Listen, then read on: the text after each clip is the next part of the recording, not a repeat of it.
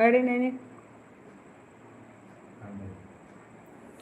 മയിലായാ നോക്കട്ടെ. എനിക്കിപ്പോ പാടാനേ പറ്റുന്നില്ല. അതാ ഒരാളിപ്പോ കളിയാക്കിട്ട് ഓടിപ്പോയി. ആരാ കളിയാക്കിയെന്നാ? ആ, അലക്സ് അല്ലേ?